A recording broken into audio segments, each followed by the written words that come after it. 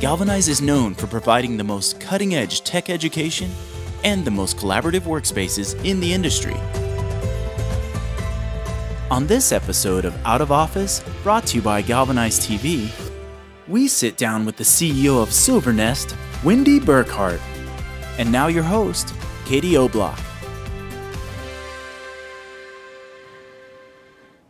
Hi, welcome to Out of Office. Today we're here with Wendi Burkhardt, CEO and co-founder of Silvernest. I'm going to read this so I get it right. Silvernest is a home sharing service that pairs homeowners with roommates, allowing baby boomers and empty nesters to age in place. So thank you so much for being here, Wendi. Thanks for having me. So I want to start out with a little bit of your background today so people know exactly where you came from. How did you get started in business? Kind of tell me about your early career. You know, I've always been in tech. I've had a career in tech for the last 30 years. I started when I was 5, no. But I was fortunate enough to start my early career in telecom and then work my way into wireless and then the .com when all of that happened. Always on the business side. I'm not a coder, but had a lot of great opportunity to learn how to build things in a technical environment, and that's really where I spent my career. Yeah. And did you ever think about starting a company during your earlier days before you started Silvernest? Oh gosh, you know, in my very early career, no, because I came from a long family of you get the job, you stay in that job for a long time, you know, you're safe, you're secure, your retirement's good. So entrepreneurship was a weird thing. So I think I got the bug kind of early, in probably my early 30s, which, you know, was really the result of working and doing a lot of entrepreneurship. So all of my early jobs were opportunities where I was able to come in and build something from the ground up that didn't exist before, and so I think that sparked it. I love it. And you got the bug, and you started Silvernest just a few years ago. So what sparked the idea? What was the catalyst behind Silvernest? Well, you know, I think that all good businesses start first with your own personal experience. And there were a couple things. My father passed away very suddenly about 4 years ago, and my mom is young and feisty and very independent, but she and my father met in high school, and she lives in Atlanta, so on the other side of the country, and I was really worried about her in that next chapter of her life. The irony is that she ended up having a really good friend that moved in and stayed there, and it helped her friend actually with some financial, you know, situations that she was dealing with, and then helped my mom emotionally. So that inspired a big part of the story. But I think another important part of the story was that my early co-founder was in the real estate market and was recognizing that there was a lot of available housing inventory in the form of bedrooms. So, you know, there are over 50 million empty bedrooms in the United States right now that store a lot of our junk and our stuff that could really be repurposed and help people make money and be used in different ways. Right. Yeah. So what has it been like growing your business from the ground up, being this your first experience? How's it going? Well, this is actually my second, and it's very different. It's been great. It's, you know, it is the classic startup journey, which I didn't really think I'd do at this age, to be quite honest. But I think what's really interesting about this experience in particular is that we really are a social venture. So we are focused first and foremost on the change that we are bringing to people's lives. And I fundamentally believe that we can do that and make a lot of money at the same time. You know, it's interesting too, because we started this 3 years ago when we were just starting, particularly as a country, to talk about aging, and we still haven't really started to have the conversation the way that we should be.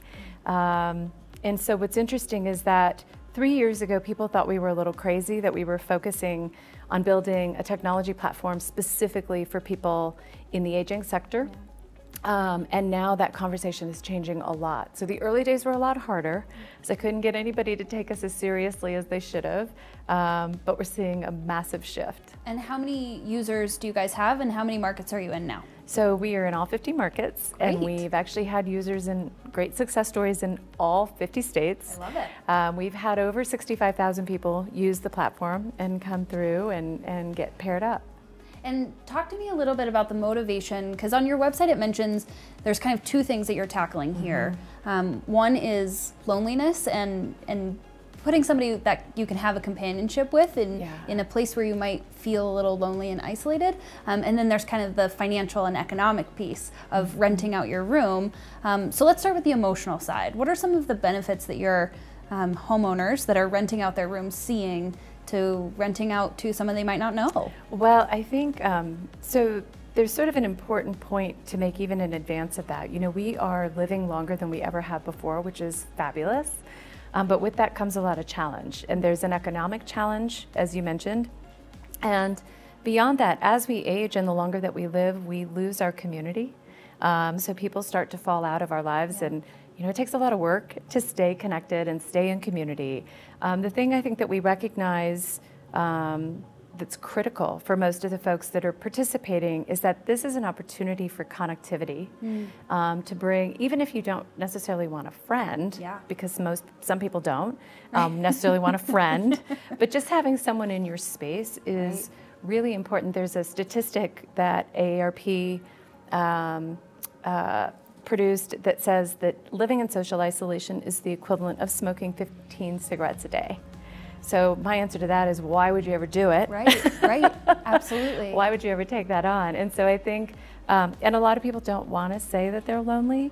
So the work that we do and the service that we provide allows people an alternative without necessarily having to say that they're facing a challenge. Right. And then same on the financial side, without having to say, maybe I'm one of those 50% of income or households that doesn't have a savings account and I'm 55 plus. Well, there's a big, ugly story that's happening right now that most people are not, you know, talking about. And there's, you know, unfortunately in this next generation of aging, we have a significant part of the population that has not saved well for their longevity. So in the United States alone, we have 50 million people right now over the age of 50 that have less than $50,000 saved in the bank. Wow.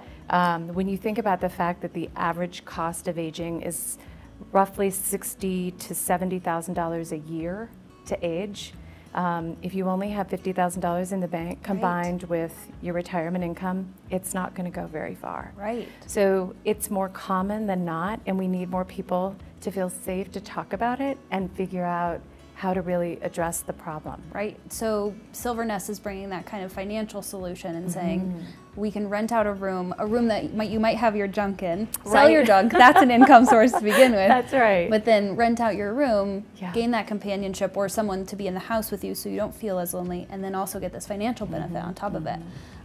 Are you finding success with your customers? We are. So I think financially, our average user is recognizing somewhere between $10,000 and $15,000 in supplemental income per year, depending on the market. In the Denver marketplace, as an example, a single bedroom apartment is typically about $1,400 a month, and the homeowners that are on our site are renting out a bedroom for on average about $800 a month, and that's translating into the income. And there's a story on the other side, because we're also nationally facing an affordable housing crisis, and we're feeling it painfully here in Denver. So the renter actually also recognizes a huge financial gain, because they're saving about 50% off of what the cost of a single bedroom apartment might cost. Wow, that's incredible. Yeah. And so are people responding well to having roommates or housemates this late in life? Because when you're in college, you anticipate sharing a house with maybe 5 other people. But when you're 55 plus, that might not be a thought process that many people go through. Yeah. Well, you're spot on. I think we. So oddly, we're conditioned to think about sharing housing for most of our lives, right? Whether it's in a roommate in a younger age, or whether it's with our families as we age and move forward, and whatever that definition is. Right. And then somehow we've gotten used to the idea that we're supposed to age by ourselves or be very independent as we get older. So I think there is a little bit of there's been a little bit of an awareness of this idea and an education around it that we really had to focus on and get people to open up to. But my gosh, you know, you look at programs like the Golden Girls, right? And they were talking about it early on. Yeah. So I always say we're just making it modern. Right. We're pushing it forward. Right, absolutely. Yeah. Well, we're going to take a short break. Okay. And then we will be back to answer some more questions about what that 55 plus and aging population looks like and how the economy is really going to change. So we'll be back after a short break.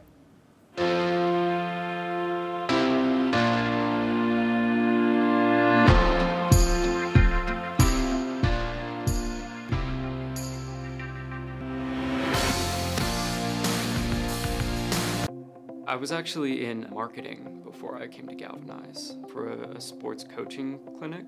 I primarily dealt with building our emails in HTML generally. I knew I loved just writing code, even though it was the most basic bunch of code that I could be writing. The way they teach you how to learn and they lay that groundwork of all of this information, it's easy enough to go back to and relearn very quickly, or to actually learn a whole new technology in and of itself. That's probably going to be one of the most useful things I have going out into the real world. I get to come into Galvanize excited, and now that I'm leaving, I get to leave being pretty excited too, because I have a great community behind me, great experiences ahead of me. All right, welcome back from break. We were just talking with Wendi Burkhardt, CEO and co-founder of Silvernest, about what it's like to be a home sharer in your later age. And I really want to talk to you about your technology and your platform, so that people know that it's not just searching for somebody on Craigslist or kind of searching for results on Airbnb, that there's a little bit more detail to that. Yeah, you bet. So we are sort of the anti-Craigslist, I always say. You know, when we first started out in development, we thought long and hard about the user, and I always used my mom as our prototype to say, you know, she lives in Atlanta, she's independent, would I feel safe if she used this? And what we realized was, again, for this age group, for us to be successful, we had to really build a comprehensive solution set beginning to end that would help people feel comfortable. And how that translates is having a unique set of tools that actually take somebody through all of the big decisions. Sure. So, you know, we start first with compatibility is the most critical thing, and we know for people, in particular, if you're over 50 and you're going to open up your house, you want to know that you're going to live well with somebody. And, you know, I always joke and say, like, how do you know they're not going to have a disco party at like 3? Or maybe you want them to, I don't know. But, you know, we start first with a compatibility algorithm that we built that operates a lot like a dating algorithm. So it pairs you based on your preferences and demographics. So fun. And then we take folks through the next stages of the process. So we do a full background vetting. You know, we've got background screens built in. We do an identity verification. And then as folks continue to move through their process, they can employ other tools such as, you know, we have a lease builder that helps you design the terms. We have automatic rent payments set up so you can manage that every month and it's directly deposited into the account. We've enabled most recently a legal concierge service, which pairs folks with, we have 17,000 lawyers that work across the country that can help address issues as they come up. So our goal was really to employ the technology to make it really easy, so it was kind of a one-click, so you could walk all the way through every step in the life cycle of your home sharing relationship. Yeah. That's really an end-to-end service, and you're taking care of these people from the very beginning. Yes, That's we want so a lovely. lifetime relationship with them. Yeah, absolutely. And are you finding, so there's this misconception that 55 plus doesn't use technology as avidly, and they didn't grow up with it, and it's definitely a misconception. Oh my gosh, because they're using tools like Silvernest, right? Well, so they are one of the fastest growing users of much of social media, which was really largely driven by grandchildren. And I always say we are the most technically illiterate in our 50 plus segment today, right this second, that we will ever be. And what most people forget is that the boomers are actually, many of them were the fathers of the technology that we use today. So they are way more savvy than we give them credit for. I just spoke at a conference and I had about 100 people in a breakout session who were all over 65, and 100% of the room had a smartphone, was on Facebook, had used Uber, and had used Airbnb. Oh my gosh. 100%. So this is definitely like a misconception that we need to like tamper out immediately. We do. Absolutely. Start marketing technology products to 55 plus. They're there and they're hungry for them. So we need to do a lot more. Absolutely. Yeah. Well, that's a great transition into kind of the next topic that I want to cover as this new market that's coming up. There's 75 million 55 plus and growing people in the US, and they have a lot of market share. And oftentimes marketers and advertisers look at the millennial generation, 18 to 34 or 45, and they say that's the target market that we need to hit. But that's not necessarily the case as we get into this new economy where that's a huge population that has a lot of influence over products and services. Yes, 40% of our population in the next 10 years will have a household headed up by someone over 50. Wow. So if that's not convincing enough, I don't know what else is. We're turning 65 at the rate of 12,000 people per day right now. Wow. And that number continues to increase incrementally for the next, through 2030. 2030. So we will be a population of 136 million people over the age of 50 by 2030. So how should that kind of number be dictating what kind of products or services companies are looking at? Because it might not be something like Silvernest that we never even thought of before because it's a new thing. It's this new frontier. Yeah, I think there's so much exciting opportunity. I mean, I think right now people are just starting to explore this and have a conversation, and a lot of the technology that's being designed and built orients right now around caregiving and your health and wellness, in-home monitoring. So we're seeing a lot of that emerge, but I think there's more to come. I think we're going to see more people staying in their home. I think we're going to see a different way of administering medicine. I think we're going to look for different ways to connect people and re-engage them back into community. And I think products and services that can support that, I think, are a huge win. We've spent too much time talking about pharmaceuticals and the assisted living solutions, and that's not what this population wants. Right. Well, and we are living longer, so you think about 55 plus, and that doesn't mean that you're relegated to the senior center anymore, right? It changes everything. Hopefully not, because I'm closing in over there, and that's not what I want. You can still go travel, you can still be active, you can still participate in life. You just might need to look at it a little bit differently than when you're 25. I mean, don't we all? Absolutely. Right? Be relevant, be connected. Absolutely. Be valued, all of those things. So do you have any tips or tricks for people that are looking at their products and services or business to maybe tweak it so that it becomes a little bit more inclusive of a population or an age that they might not have thought of before? Well, I think that there's certainly simple sort of UX, UI. We were talking a little bit about some of the unique characteristics that you have to consider in terms of building out an effective UI and a UX. But I think beyond that, there is, it's really about understanding the emotional state of this audience. And there's a wide range from 50 to 80 and even beyond.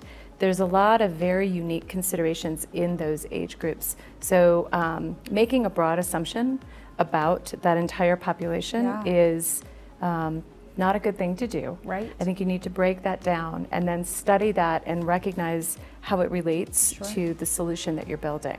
I love that. And VCs, is the money following the option? Oh my gosh, we could talk forever about that, but it's been a little bit of a journey. I think that typically, we are not the company that's focused on a really cool gaming app with a young audience, right? And so it's taken us a while to get folks to pay attention to this aging conversation. The tides are turning, and we're starting to see more activity there. I'm proud to say that we have some fabulous investors who have taken the risk and have understood the opportunity. So I think we're going to see more. So the future for Silvernest, this will be the last question. What are you looking forward to? What's your kind of vision for what comes next? World domination. That's what I always say. I hope that we become a norm, like that this isn't odd. So I always say when 5 or 6 years ago, when people were introduced to Uber, everybody thought that was crazy and scary and odd. And now, we can't live without it, right? It is a norm. I want us to be a norm. I want this to be a solution that people just recognize as something that you do. It's not unique or different. And so I think if we do our job well, that will happen. I love it. Well, that's it for us, but thank you so very much for being here. And I wish you guys all the best. Thank you. You know, you have a market that's coming up hot and fresh. So what can we expect? That's awesome. Thanks. Yeah, thank we you. appreciate it. Thank you so much for tuning in. Make sure to check out more of our content by subscribing to the channel, and then go check out Silvernest. Please. Have a great day. That was awesome.